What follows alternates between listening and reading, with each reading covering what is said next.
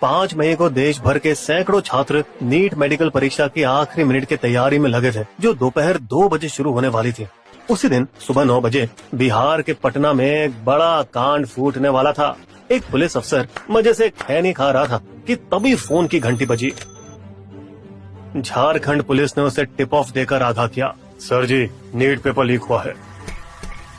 क्या? ध्यान से सुनिए, 4 अपराधी व्हाइट रिनॉल्ट डस्टर गाड़ी में खुफिया अड्डे की तरफ जा रहे हैं। पकड़ना है उन्हें, मैं लोकेशन भेज रहा हूँ।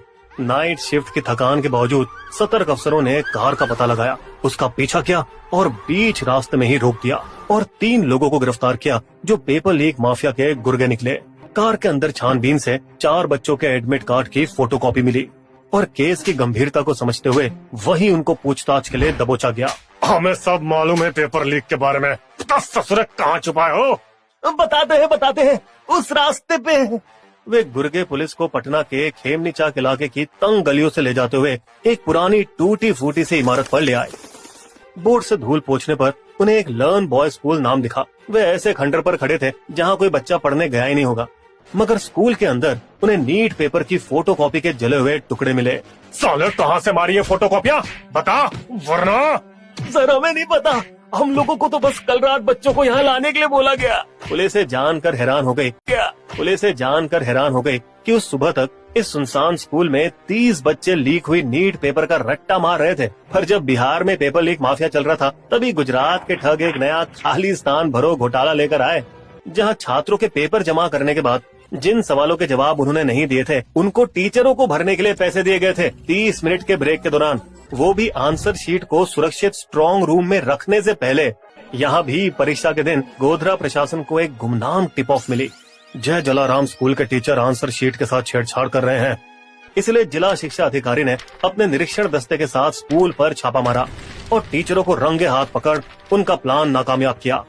लेकिन हैरानी की बात यह है कि सरकारी नेशनल टेस्टिंग एजेंसी ने नीट पर मंडरा रहे इन खतरों को नजरअंदाज किया। ये इक्का दुक्का घटनाएं हैं, परीक्षा की प्रक्रिया से कोई समझौता नहीं किया गया। एजेंसी के नकारने से पुलिस जांच धीमी हो गई और पेपर लीक पर जनता का गुस्सा भी ठंडा पड़ गया। लेकिन 1 महीने बाद गड़बड़ी की बू आने लगी, जब एजेंसी ने नीट रिजल्ट की तारीख 14 जून से 4 जून 10 दिन पहले कर दी। वही दिन जब लोकसभा चुनाव का रिजल्ट आने वाला था। शायद एजेंसी ने सोचा होगा कि चुनाव के कवरेज में आंखें गड़ाए लोगों की नजर नीट रिजल्ट की खामियों पर नहीं जाएगी, लेकिन हुआ उल्टा। रिजल्ट ने टॉपरों का पिटारा खोल दिया। पूरे 67 बच्चों ने 720 का परफेक्ट स्कोर निकाला था, जबकि इससे पहले हर साल सिर्फ 1 या 2 ही टॉपर निकलते थे। मतलब एकदम असंभव आंकड़ा, क्योंकि भारत के सबसे बेहतरीन मेडिकल कॉलेज एम्स में भी 67 टॉपरों को एडमिशन नहीं दिया जा सकता और आमतौर पर 57 रैंक के आसपास एडमिशन बंद हो जाते हैं। इसका मतलब स्टूडेंट कुछ ज्यादा ही दिमागी हो गए थे, या फिर वो नीट पेपर लीक के गैर कानूनी मजे उठा रहे थे। हाँ? आगे जानने के लिए पहले सब्सक्राइब करें और हमारे नोटिफिकेशन के लिए बेल आइकन को टन दबाइए, और फिर हम करेंगे इस देश में पेपर लीक और नकल माफिया का पर्दाफाश। किया? ओके। तो टॉपर कांड के बाद जनता के बढ़ते दबाव के बीच बिहार पुलिस के आर्थिक जुर्म के दस्ते ने आरोपियों से कड़ी पूछताछ जारी रखी और जांच को तेज कर दिया। बता, स्टूडेंट से कितने पैसे लिए थे? 30 लाख रुपए। लेकिन सर, हम तो बस वही कर रहे थे जो मुखिया का हुक्म था। कौन माइकल आला तेरा मुखिया? संजीव मुखिया है सर। पुलिस ने तुरंत अपने रिकॉर्ड की छानबीन की, जहां उन्हें मुखिया की केस फाइल मिली और फिर पता चला कि 51 साल का नालंदा का रहने वाला दिन में एक सरकारी हॉर्टिकल्चर कॉलेज में एक सीधा साधा टेक्निकल असिस्टेंट था, मगर रात में खतरनाक पेपर लीक गैंगस्टर बन जाता था, जिसने 1990 के दशक में बिहार के पेपर लीक डॉन रंजीत के गिरोह में एक नौसिखे के रूप में अपना धोखेबाजी का करियर शुरू किया। ये रणजीत वही है जिसका 2000 के दशक तक कई MBA कैट पेपर लीक के पीछे हाथ था। लेकिन जल्द ही लालच से भरे इस जोशीले लौंडे ने अपना रास्ता खुद बनाने का फैसला किया और बन गया मुखिया, कई सारे राज्यों में फैले खुद के पेपर लीक रैकेट का लीडर, जिसे मुखिया सॉल्वर गैंग के नाम से पहचाना गया, जहां वो छात्रों को चीटिंग कराने के लिए एग्जाम में हाईटेक ब्लूटूथ डिवाइस पहनाकर बैठाता था। वैसे जैसे मुन्ना भाई MBBS फिल्म में दिखाया गया था। गैंग में ऐसे चालाक एक्सपर्ट भी भरे थे जो एग्जाम पेपर के सील बंद बक्सों को इस तरह से तोड़ते कि आम इंसान की आंखें कभी पकड़ न पाए। मुखिया गैंग का जाल इतना फैला हुआ था कि उसने पिछले 10 सालों में कई राज्यों में 5 बड़े पेपर लीक के मामलों में इनका हाथ बताया जाता है। इतने लंबे जुर्म के रिकॉर्ड के बावजूद मुखिया केवल 2 बार गिरफ्तार हुआ और हर बार आसानी से बहुत ही जल्दी जमानत पर छूट गया। ये हैरानी की बात नहीं है कि वो और उसकी पत्नी, जो पहले गांव के सरपंच रह चुकी हैं, दोनों के बिहार के बड़े नेताओं से गहरे संबंध रहे हैं, मुख्यमंत्री नीतीश कुमार से लेकर कई सारे जेडीयू और एलजेपी नेताओं तक। लेकिन इस बार इस बंदे ने कोई रिस्क नहीं लिया और छू मंतर हो गया, क्योंकि बिहार पुलिस वाले उसे देश भर में ढूंढ रहे थे।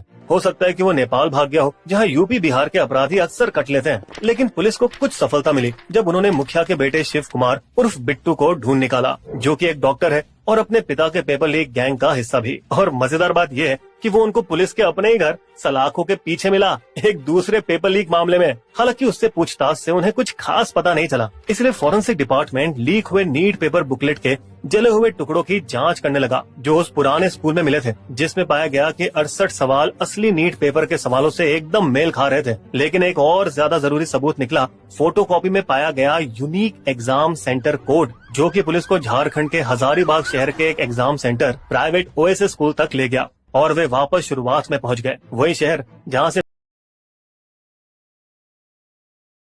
से पटना पुलिस को सबसे पहला टिप ऑफ मिला था। अब ये दिखाने के लिए कि मोदी सरकार घोटाले की तह तक जाने के लिए कितनी गंभीर थी, उन्होंने नेशनल टेस्टिंग एजेंसी के डायरेक्टर को बदल दिया और सीबीआई को केस सौंप दिया, जिसने फौरन स्कूल पर छापा मारा और उसके प्रिंसिपल एहसानुल हक को गिरफ्तार किया, जो नीट पेपर के लिए शहर के कोऑर्डिनेटर थे। बावजूद इसके कि वे प्राइवेट स्कूल से थे, सरकारी कर्मचारी नहीं, लेकिन हक जाने माने टीचर थे और उन्होंने अपने रुतबे को ढाल बनाने की कोशिश की। मैं बहुत सालों से नीट कोऑर्डिनेट कर रहा हूँ सर, मैं ऐसा गंदा काम भला क्यों करूंगा। जब हक से कोई सुराग नहीं मिला तो सीबीआई ने उसके कॉल रिकॉर्ड खंगाले, जिससे ये बाहर निकला कि वो परीक्षा से ठीक पहले एक लोकल पत्रकार के लगातार संपर्क में था, जिसने उसको पेपर लीक में मदद की, जिसको परीक्षा खत्म होने के बाद बाली देश में मजे के लिए भेजा गया, जो कि आरोप है कि वो उसका इनाम था पेपर लीक में उसकी मदद के बदले।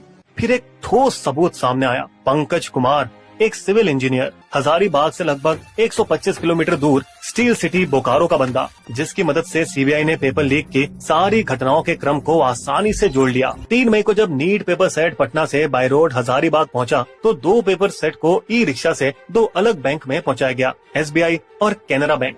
सभी सेंटर में ये 2 सेट रखने का प्लान इसलिए किया जाता है ताकि अगर एक सेट लीक हो जाए तो दूसरे पेपर सेट का इस्तेमाल किया जा सके। 5 मई की सुबह एसबीआई से पेपर सेट एग्जाम सेंटर भेजा गया और वहां से स्ट्रांग रूम में सुरक्षित जमा किया गया। स्कूल के स्ट्रांग रूम के आगे दरवाजे पे तो ताला लगा था, लेकिन कमरे के पीछे वाले दरवाजे के अंदर की कुंडी जानबूझकर खुली रखी गई थी। और इसी पीछे के दरवाजे से सुबह 8 बजे पंकज कुमार अपनी टूल किट लेकर दबे पांव अंदर घुसा। फिर अपने औजारों से उसने पेपर सेट के डिजिटल लॉक से लैस बक्से को खोल दिया और नीट पेपर बंडल के लिफाफे को चतुराई से नीचे की तरफ से काटकर एक पेपर निकाल लिया, उसकी तस्वीर खींची और माफिया गैंग के पेपर सॉल्वर को भेज दी। फिर लिफाफे के नीचे के हिस्से को वापस चिपकाया और बक्से को वापस सील कर दिया। इस बीच सॉल्वर यानी जवाब निकालने वाले पटना और रांची के एमबीबीएस छात्रों को 5 मई की सुबह हजारीबाग में तैयार बिठाया गया इस काम के लिए। अब सारी उंगलियां प्रिंसिपल एहसानुल हक पर उठ रही हैं, जिसने पेपर लीक के हर कदम पर पंकज की मदद की। जब सॉल्वर स्टूडेंट ने पेपर हल कर लिया तो सारे सवालों और जवाबों के दस्तावेजों को 155 बच्चों के साथ शेयर किया गया, जिसके लिए हर बच्चे ने 30 लाख रुपए दिए, जो हुई पूरे 46.5 करोड़ की काली कमाई। वहीं गुजरात में एक प्राइवेट कोचिंग सेंटर के मालिक ने 27 उम्मीदवारों से कम 3.5 करोड़ रुपए बनाए। उन्होंने बच्चों को ये कहा, बस गोधरा शहर चुनो एग्जाम के लिए और बाकी मैं संभाल लूंगा।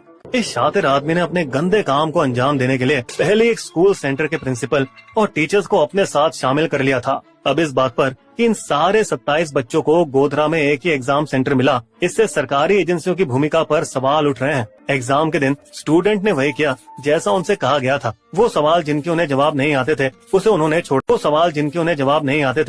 उन्होंने छोड़ दिया और अपनी अपनी उत्तर वाली ओएमआर शीट जमा कर दी। लेकिन इससे पहले शातिर सुपरवाइजर बचे हुए सवालों के जवाब भर पाते, जिले के एजुकेशन अफसर ने अपनी टीम के साथ वहाँ धावा बोल दिया, उन्हें गिरफ्तार किया और उनके फोन जब्त कर लिए, जिसमें उन्हें कोचिंग सेंटर के मालिक के जुर्म साबित करने वाले मैसेजेस मिले, जिसमें 6 बच्चों के नाम और रोल नंबर लिखे थे और हर बच्चे के 10 लाख रुपए के बैंक ट्रांसफर भी।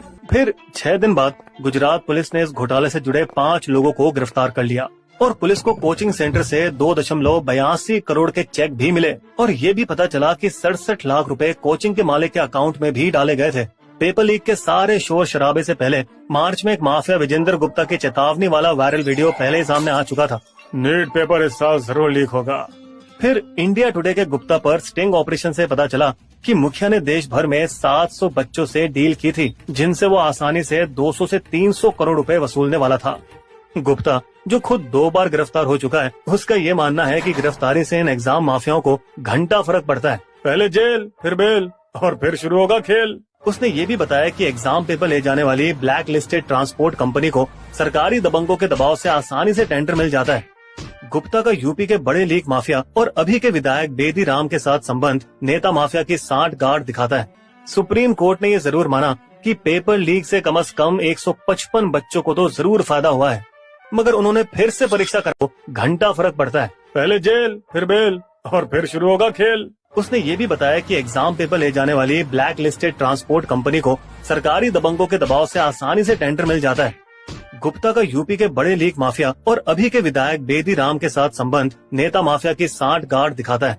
सुप्रीम कोर्ट ने ये जरूर माना कि पेपर लीक से कम 155 बच्चों को तो जरूर फायदा हुआ है, मगर उन्होंने फिर से परीक्षा कराने से इनकार कर दिया। कोई ठोस सबूत नहीं मिला जिससे ये पक्का हो जाए कि परीक्षा की पवित्रता को बड़े पैमाने पर चोट आई हो। नीट अपने भाइयों जेईई और कैट से सीख ले सकता है, जो कि ऑनलाइन एग्जाम कराते हैं, जिससे एग्जाम करने वाले भागीदारों की संख्या कम होती है और हर साल सिटी कोऑर्डिनेटर बदलता रहता है। लीक को रोकने के लिए दूसरा हल ब्लॉकचेन टेक्नोलॉजी हो सकती है, जो कंप्यूटर के सभी नेटवर्क पर एग्जाम पेपर को सुरक्षित रख सकता है, ताकि अगर किसी बिचौलिए या प्रबंधक ने इसे हैक करने की कोशिश भी की तो ये लीक के स्रोत की तुरंत पहचान कर सके। अभी हर दूसरे दिन पेपर लीक घोटाले में नया मास्टरमाइंड सामने आ धमक रहा है, क्योंकि सीबीआई लगातार सॉल्वर एमबीबीएस छात्रों और मुखिया गैंग के गुर्गों को गिरफ्तार कर रही है। बिस्बो की शायरी। नीट परीक्षा के जुड़े पेपर लीक से तार, बिना मेहनत के हो गया कुछ का बेड़ा पार। शोर देश में हो रहा, युवा मांगे इंसाफ, बेईमान जो भी यहाँ नहीं हो कोई माफ।